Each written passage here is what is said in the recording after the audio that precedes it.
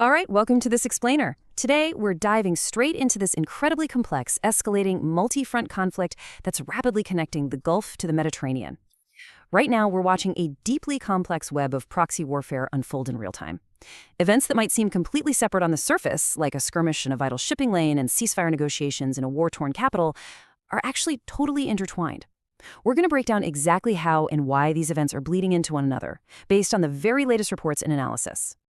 So here's our roadmap for today. We'll kick things off with the clash in the Gulf, look at the retaliation and regional targets, touch on the fragile ceasefire in Lebanon, unpack this whole web of proxy warfare, and finally look at Lebanon's struggle for leverage. Let's get right into it. Section 1. Clash in the Gulf. We're seeing a massive escalation in the Strait of Hormuz. You know, right when it seemed like diplomatic efforts were finally inching forward, hopes for a broader regional ceasefire were completely shattered by a sudden intense exchange of fire between the U.S. and Iran. And this number right here, 1. That's the human cost. One person was tragically killed when a passenger terminal at Kuwait International Airport was hit by an Iranian drone strike. The crazy, tragic irony of this, that terminal had literally just reopened 2 days prior after surviving earlier hostilities. So flights are suspended all over again, and geopolitics is just crashing right back into everyday civilian life. Okay, looking at the timeline, it's just a chaotic tit for tat. It started earlier when the U.S. disabled an empty ship that was allegedly violating an American blockade in the Strait of Hormuz. Then, pretty much simultaneously, U.S. Central Command strikes a ground control station on Iran's Qeshm Island and targets drones that were threatening civilian shipping. And in the past few hours, Iran's Revolutionary Guard hit right back, launching retaliatory strikes against American bases in Kuwait and Bahrain. Just blink of an eye stuff, a rapid-fire exchange that immediately blew the scope of this conflict wide open. Moving to Section 2, retaliation and regional targets, and how this conflict zone is rapidly expanding. Because obviously, this wasn't just some isolated clash out at sea. The footprint expanded instantly. We're talking Iran targeting Bahrain, which, remember, is home to the U.S. Naval Fifth Fleet headquarters, and Kuwait, hitting U.S. air bases alongside that civilian airport infrastructure we mentioned. On the flip side, the U.S. confirmed its strike on Qeshm Island. When you have military headquarters and civilian travel hubs getting hit at the exact same time, that is a massive red flag for a dangerous regional escalation. It's literally pulling neighboring allied nations directly into the crossfire as active targets. Now, you might be sitting there wondering, okay, but how do airstrikes near the Strait of Hormuz actually connect to the Mediterranean? Like, how do alarms sounding in Kuwait City dictate the reality on the ground in Beirut? Well, that brings us to the core underlying driver of this entire explainer. Section 3, a fragile ceasefire in Lebanon, and a nation truly divided. To really grasp how these events connect, we gotta look at the stark geographic contrast inside Lebanon right now. Up in Beirut, the capital, there's this fragile respite.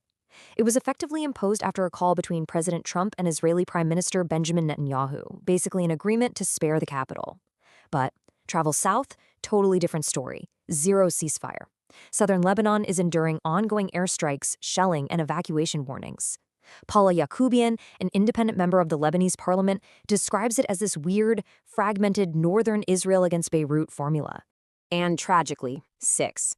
State media and medical sources are reporting 6 people were killed in recent Israeli strikes near Tyre in southern Lebanon. It's a really sobering number that just hammers home the reality that outside of Beirut's fragile little bubble, this conflict is actively raging. It is far from over. Which brings us to Section 4, the web of proxy warfare, tying these fronts together. And here is the undeniable link between the Gulf and the Mediterranean. NP Paula Yacoubian argues that Iran is prioritizing its own geopolitical reputation over Lebanon's actual stability. She points out this brutal reality. For months, the Lebanese people felt totally forgotten, right? Just getting lip service while their country was used as a literal battlefield. And as she notes, it was only when Iran was directly bombed by the U.S. and Israel that they actually fully entered the broader war. So the analysis coming out of Beirut is pretty clear, that escalation in Kuwait is fundamentally inextricably linked to the rubble in southern Lebanon. It's all one giant proxy web. And finally, Section 5. Lebanon's struggle for leverage, a sovereign dilemma. Zooming out a bit, the Lebanese government is in an absolutely agonizing position here. They're insisting on their sovereignty, making it unequivocally clear, hey, we negotiate for ourselves. Hezbollah does not negotiate on behalf of Lebanon, and Iran definitely cannot. But the harsh reality? Lebanese and Israeli officials are holding talks in Washington, D.C., completely without Hezbollah at the table, even though this heavily armed proxy operates right inside Lebanon's own borders. And here's the real kicker.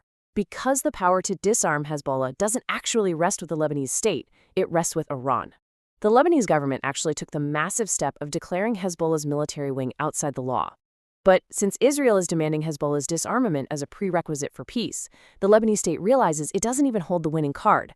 Iran holds that disarmament card. If Lebanese negotiators actually had that card in their pocket, they'd have way more leverage against Israel's demands. But instead, Lebanon's own interests are just constantly sidelined by the broader alliance between Iran and Hezbollah. So, as we wrap up this explainer, I want to leave you with this final thought. We've just seen how a missile fired at an empty ship in the Strait of Hormuz can cascade into drone strikes on civilian airports, which then casts a huge shadow over diplomatic talks trying to stop the shelling in southern Lebanon. If conflicts in the Gulf can just instantly dictate the fate of ceasefires in the Mediterranean, how can true stability ever be negotiated on a local level? It's a pretty stark reminder of how interconnected and honestly how fragile this whole geopolitical web truly is. Thanks for joining me to unpack this complex issue today, and definitely keep questioning the wider forces at play.